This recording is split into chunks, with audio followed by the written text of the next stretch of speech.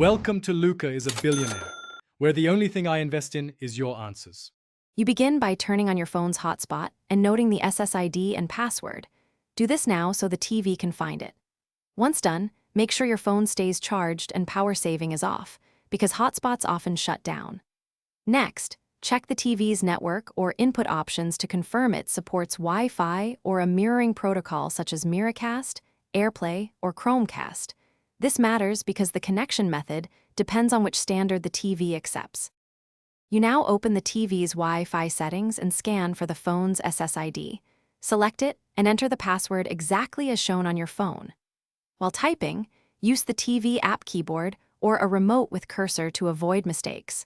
Small errors are the most common hangups. If your goal is screen mirroring instead of general internet access, open the phone's casting or screen share menu, pick the TV name, and accept the pairing prompt that appears on the TV.